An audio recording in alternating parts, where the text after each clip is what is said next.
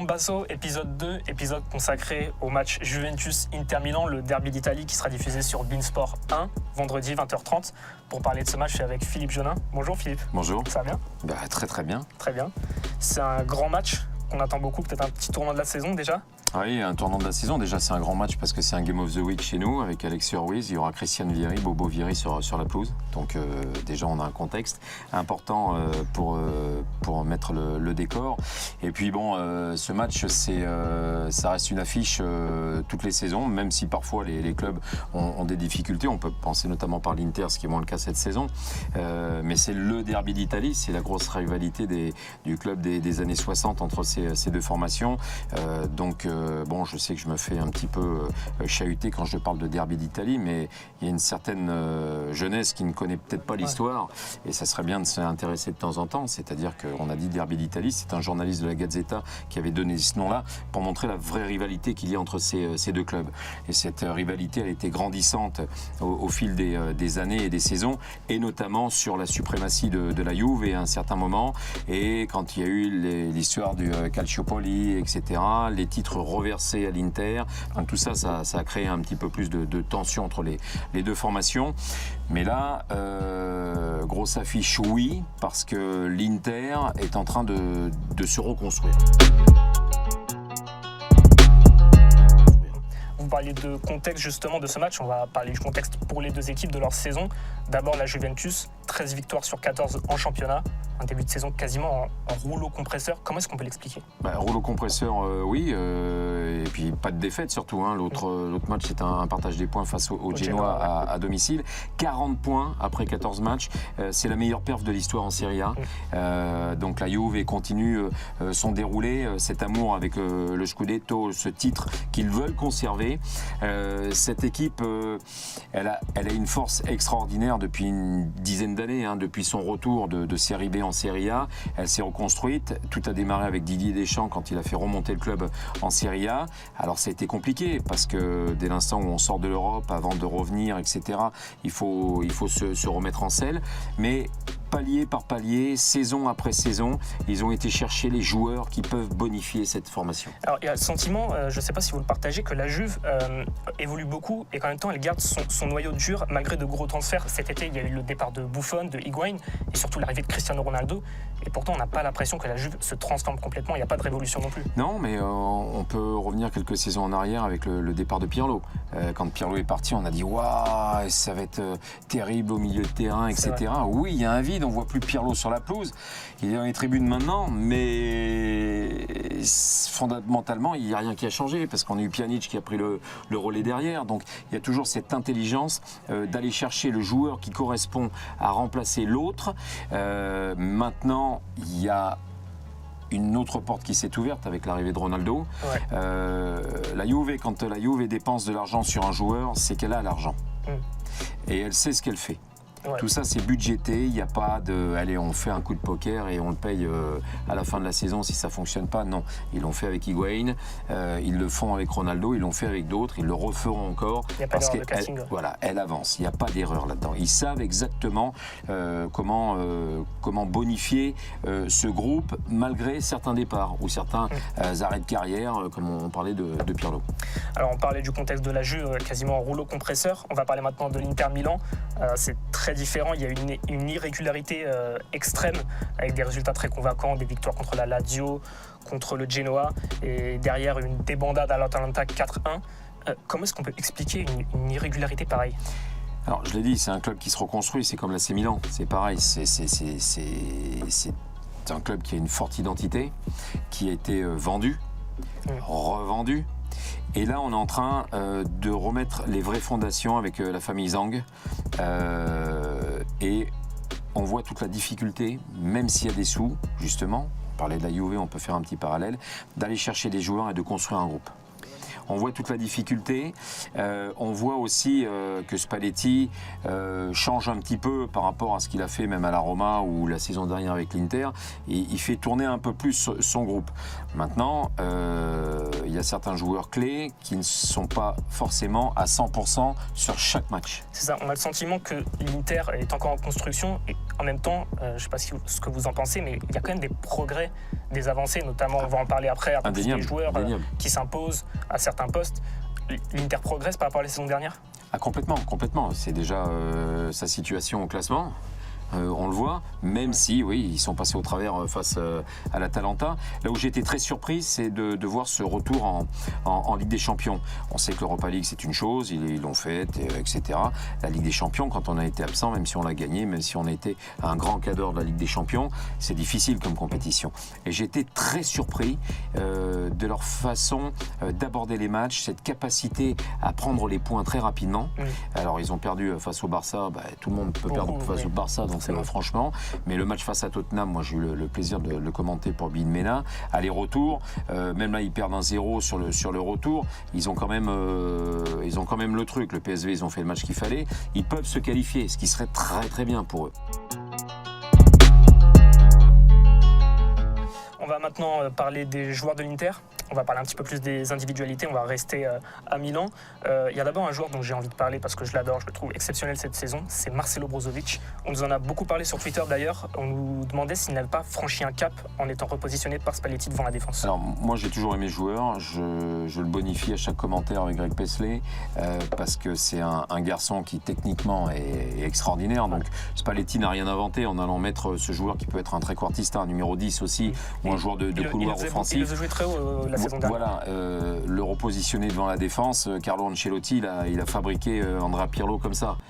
Donc il n'a rien inventé, mais il a trouvé la bonne solution dans la relance, dans la récupération aussi, parce que c'est un combattant et c'est un joueur qui, quand il n'est pas là ou s'il a un petit coup de moins bien, on voit que l'équipe est un petit peu en déséquilibre. Alors, on parlait du milieu de terrain, on va parler aussi d'un problème d'équilibre peut-être, c'est la défense de l'Inter, avec cet été la venue de Stéphane De Vrij en provenance de la Lazio, qui a rejoint Milan Skriniar et Miranda. Alors Milan Skriniar, il est titulaire, il n'y a aucun débat cette saison. Par contre, Miranda et De Vrij alternent beaucoup et la défense de l'Inter, comment est-ce qu'on peut qualifier cette base défensive avant ce match? Nous, on était un petit peu surpris. De Vrij, c'est un très bon joueur. Il a fait son taf à la Lazio, mais dans une défense à 3. Ouais. Déjà, je le trouve moins bon dans une défense à 4. Et donc, c'est deux axiaux. Milan Skriniar, là, on l'a connu avant à la Samp, on savait que c'était du haut niveau. Ouais. L'année dernière, saison complète, très haut niveau, il ne bouge pas et son association avec Miranda était exceptionnelle. Là, je trouve que de temps en temps, oui, il y a un déséquilibre parce que c'est une question de confiance. On le voit, on parlait de la Juve et Chiellini-Bonucci, c'est Chiellini-Bonucci. Même si on rajoute des joueurs de qualité quand l'un et l'autre sont absents ou pour faire tourner, on voit quand même qu'il y a un petit truc en moins. Ouais. Là, moi je préfère l'association Miranda-Skriniar que De Vrij, sauf s'il joue à 3. C'est ça, l'Inter pourrait peut-être essayer cette défense. Il y a peu de chances quand même qu'il la teste contre la Juve ce week-end. Quoique Spalletti, on ne sait jamais ce qu'il est capable de nous sortir. Il a déjà fait des trucs un petit peu bizarres comme ça qui d'ailleurs ont été contre lui. Je pense que là, il va quand même pas tenter le coup d'une défense à 3 sur un tel rendez-vous. Alors il y a aussi un joueur dont on est obligé de parler quand on pense à l'Inter Milan, c'est le capitaine Mauro Icardi. Déjà 10 buts cette saison. Il a inscrit 8 buts en 10 matchs contre la Juve. C'est une équipe qu'il aime bien, c'est une de ses victimes préférées. On nous demandait d'ailleurs sur Twitter, alors la question est très intéressante qu'on se la pose, est-ce qu'il doit quitter l'Inter afin de passer à cap? Moi, je suis content qu'il reste à l'Inter en Italie parce qu'il faut mieux garder les stars. Et aujourd'hui, je pense que l'arrivée de Ronaldo et je pense que la saison prochaine, on va avoir de belles surprises aussi sur des clubs qui vont bouger. Maintenant, passer un cap, il est à l'Inter. Il avait dit il serait parti cette année s'il n'y avait pas eu la Ligue des Champions. Il y avait des rumeurs avec le Real Madrid. Il y avait le Real Madrid qui faisait le forcing, ce qui est somme toute logique. Maintenant, il est là avec l'Inter. Faut falloir voir la suite parce que dernièrement, son épouse Vanda, qui est aussi son agent, ils ont laissé sous-entendre que pour l'instant, il ne prolongeait pas. Donc on a un petit peu l'habitude de ce genre de choses pour faire monter un petit peu les enchères et salariales surtout, et les primes. Mais moi aujourd'hui, On va voir comment va se dérouler la saison. Je serai lui, je continuerai à l'Inter parce qu'il peut rester là et il peut s'afficher un petit peu comme une icône. Il a un statut énorme maintenant. Et il a un vrai statut. Et moi, je l'ai défendu défendu corps et âme. Parce que je sais que nos amis interistes pensent que je n'aime pas l'Inter, ce qui est totalement faux. Moi, je l'ai défendu corps et âme quand il était en guerre avec les tifosi. Nerazzurri, il ne faut pas l'oublier, ça a été très violent. Et il y a 2 saisons de cela. Et moi, je l'ai défendu parce que c'est un joueur exceptionnel. Et il le prouve aujourd'hui. On va prendre l'avion maintenant, on va retourner à Turin. On va toujours parler de l'attaque. Qu'est-ce qu'on peut penser de la complémentarité entre Ronaldo, Dybala et Mandzukic? Ça pourrait un petit peu surprendre la venue de Ronaldo. Et notamment, est-ce que la Grèce prendrait? Finalement, la complémentarité, elle est là. Elle était dès le premier match. Ronaldo est un joueur, et on l'a vu avec les difficultés du Real aujourd'hui. Et on a beau dire oui, l'âge, mais non. Aujourd'hui, le Real paye le départ de Ronaldo, en dehors de leur problème avec Zidane, qui n'est plus là, etc. Mais leur problème, c'est la perte de Ronaldo au Real Madrid.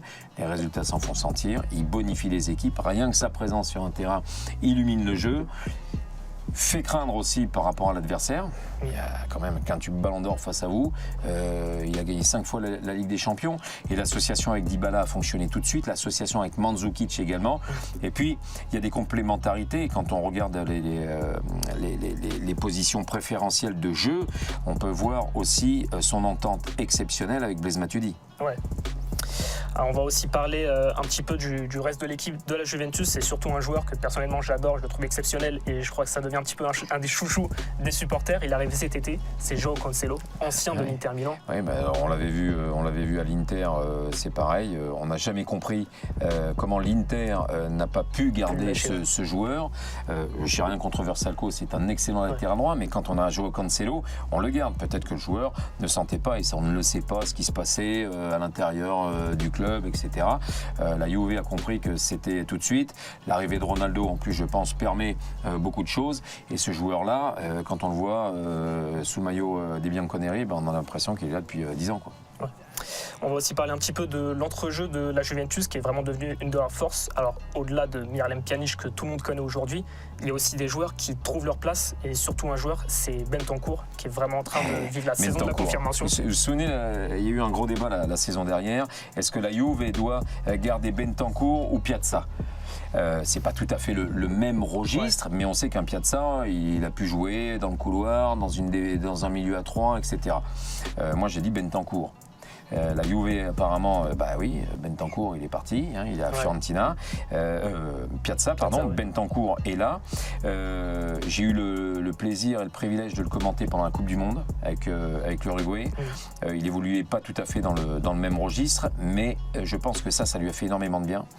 Ça l'a aussi bonifié. La confiance du club, d'Agnelli, de Marotta qui part à l'Inter maintenant, et d'Allegri a fait que ce joueur-là, ça lui a fait du bien d'être mis en confiance, mais ça lui a fait du bien aussi de voir qu'autour de lui, les joueurs lui font confiance. Parce que c'est un jeune joueur, mais quand on voit notamment le match qu'il a fait face à la Fiorentina, dans le registre en plus de Miralem Pjanic, il n'y a rien à dire. Ouais, il profite aussi un petit peu des absences. Il y a Emre Can, Sami Khedira qui sont absents actuellement. Il est un petit peu responsabilisé. C'est ça aussi la force de la Juventus, c'est une certaine profondeur d'effectif qu'on voit actuellement. Et tout le monde a dit, il y a beaucoup de milieux dans cette équipe, mais quand on voit le jeu de la Juve, et le milieu de terrain, il est très important dans la façon de jouer, qui joue à 3 derrière ou à 4 derrière, ce milieu de terrain-là, il est énorme. Et aujourd'hui, quand on a du Matuidi, du Bentancur, comme on a eu là ce week-end, et Cuadrado, qui se met aussi dans ce registre-là, aussi un joueur couteau suisse, et ce milieu, il est primordial. On va maintenant se pencher sur le match en lui-même, l'opposition Juventus-Inter Milan. Qu'est-ce qui peut être la clé de ce match, de cette opposition, que ce soit tactique ou peut-être est-ce que ce sont les individualités qui vont vraiment devoir tirer leur épingle du jeu? Déjà, on va avoir un beau duel entre Mauro Icardi et Cristiano Ronaldo. C'est ce qu'on attend. On va voir lequel des deux va tirer l'épingle du jeu. Ça va être à guichet fermé à l'Allianz Stadium, qui est un des plus beaux stades en Europe au niveau de l'ambiance et de la qualité de ce stade. Donc moi, je pense que la clé là-dedans, elle sera plus peut-être à trouver du côté de la formation de Spalletti que du côté d'Allegri. Cette équipe, elle a des certitudes. Alors j'aime pas les gens qui ont des certitudes, mais là ce sont des certitudes positives. C'est-à-dire que, elle peut perdre, hein, mais elle va jouer dans son registre, cette Juve-là. Ce qui est aussi impressionnant, c'est que la Juve a été menée 3 fois cette saison. Ça a donné 3 victoires. C'est une équipe aussi qui n'a pas forcément besoin, c'est ça, qui n'a pas forcément besoin d'ouvrir le score, d'être en confiance, qui sait qu'elle a les forces pour s'imposer. Oui, elle a les forces pour s'imposer, mais on l'a vu aussi face à la Fiorentina. On sait que c'est une équipe qui veut marquer rapidement. Une fois qu'ils ont marqué, je ne vais pas dire qu'ils sont en position d'attente, mais voilà, ils laissent venir un petit peu les choses. Ça peut avoir un mauvais côté, ça leur a coûté la défaite face à Manchester au retour. Petite leçon à retenir dans la saison. L'égalisation aussi du Genoa, ça a été pareil.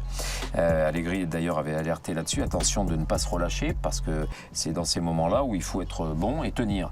Parce que si on n'arrive pas à marquer le deuxième but, c'est aussi le reproche que le coach a fait en disant oui, on gagne, mais on ne marque pas assez. Et pourtant, il y a l'Armada pour le faire. Donc après, c'est des petits réglages. Il y a des choses, comme dans chaque équipe, malgré les habitués, il y a toujours des petites choses à trouver. Maintenant, équipe qui a des certitudes, donc moi je la vois pas. Elle va pas être en panique, hein, cette équipe de la Juve. Elle va vouloir déjà gagner ce match. Point. Alors, il y a aussi la question peut-être de la pression. La Juve n'a pas encore perdu cette saison.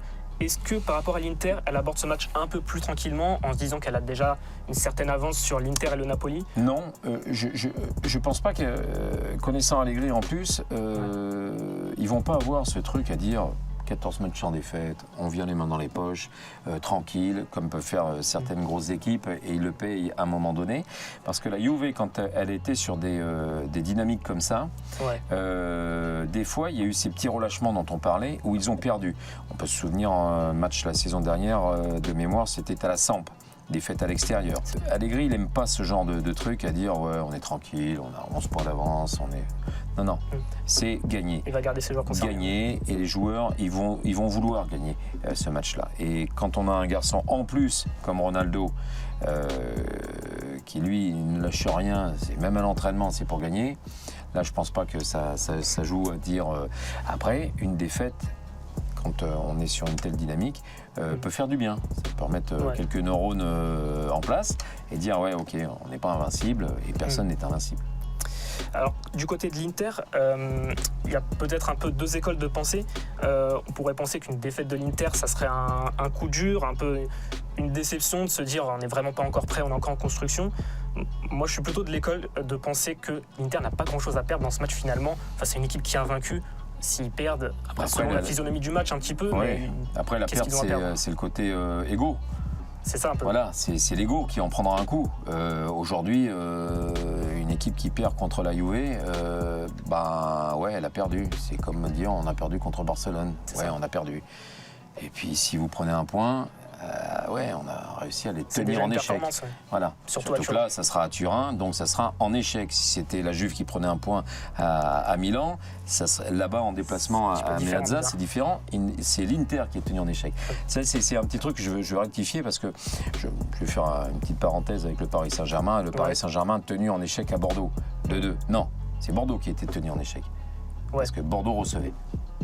Il faut toujours remettre le contexte parce qu'on a toujours l'habitude de tirer à boulet rouge sur les gros clubs. Ils ont lâché des points, mais je sais pas, mais victoire à la maison, nul à l'extérieur. Faut pas être sorcier, hein, c'est un parcours de champion. Alors on va maintenant passer aux questions des tweetos. On nous a posé beaucoup de questions, on en a retenu quelques-unes, notamment une qui concernait un joueur qui arrive cet été, qui a fait un petit peu la une des journaux, c'est Lautaro Martinez. On lui demandait combien de temps avant de voir Lautaro s'imposer définitivement aux côtés d'Icardi en attaque. Il faut qu'il dise à son père de rester en Argentine. Il y a une histoire incroyable. Je dis ça parce que c'est vrai que pour celles et ceux qui ne sont pas trop au courant, il y a eu ce souci de son père qui a envoyé un tweet dithyrambique en attaquant attaquant clairement Spalletti avec des mots vraiment très incorrects. Spalletti a réagi longuement d'ailleurs en conférence de presse. C'est la première fois que je le vois réagir comme ça et plutôt positivement en disant que c'est plus un gamin, il n'a pas besoin de son père pour parler à sa place, que des fois l'entourage est très néfaste et quand on veut devenir un top player, on doit faire attention aux personnes qui nous entourent et puis on ne doit surtout pas en agissant de la sorte attaquer le club parce que c'est le club qui est attaqué. Donc voilà, donc maintenant Lautaro Martinez, il a un talent époustouflant. On l'a vu dans les matchs de préparation où il a été exceptionnel. À chaque fois que Spalletti a fait appel à lui, il a marqué quand même quelques buts sympas. On voit qu'il a du talent. Mais pour aujourd'hui, je le dis honnêtement, le chemin est encore long. Il faut lui laisser un petit peu le temps de prendre ses marques, ne serait-ce qu'en Europe, déjà, et que Spalletti comprenne comment il faut s'en servir. Non, mais que Spalletti comprenne, mais surtout que le joueur comprenne aussi que voilà, il n'arrive pas pour être titulaire comme ça en claquant des doigts. Il y a des joueurs de couloir qui sont exceptionnels. Quand on parle de Politano, de Candreva, même qui est encore sur le banc, qui va peut-être partir sur ce mercato d'hiver au Torino, on sait qu'ils sont très intéressés. À gauche, il y a Perisic. Il y a Keita Baldé aussi qui s'impose un petit peu en attaque. Il y a João Mario qui revient aussi, donc dans l'organisation, attention. Alors il y a un autre joueur qui est arrivé cet été, dont tout le monde a beaucoup parlé, c'est Radja Nenkona qui est arrivé de la Roma. On nous demandait, est-ce qu'il a fait une erreur en signant à l'Inter et est-ce que c'est trop tôt pour parler de flop? Il ne jouera probablement pas d'ailleurs contre la Juventus. Alors, il est blessé. Là il est blessé. On sait que c'est un joueur festif. Donc ces blessures-là sont peut-être la cause de cela. Il a eu quelques petits soucis d'ailleurs en arrivant à l'Inter où il a fait une grosse soirée à Bergame. Donc voilà, mais il a toujours été comme ça et moi je ne vais pas tirer sur ça parce que si le gars il fait son boulot, je vois pas le problème. Il était à la Roma dans un contexte qu'il connaît très bien. Il était dans un club où il avait toutes ses bases pour tenir. Spalletti le voulait absolument le connaissant. Important de le faire venir. Mais dans un autre registre quand même. Un club en reconstruction, il va falloir s'adapter à certaines choses. C'était un peu difficile. Il y a eu ce contexte aussi Coupe du Monde où il a dit j'arrête la sélection. En tout ça, il faut qu'il se remette. Était déjà en reconstruction quelque part. Je pense aussi. Et puis bon, il y a eu les appels de Chine avec des sommes pharaoniques et on sait que ça peut être très destructeur à un moment donné pour les joueurs à hésiter, je fais pas dans les choix. Moi, ce joueur-là, à chaque fois qu'il est revenu, déjà quand l'Inter allait mal et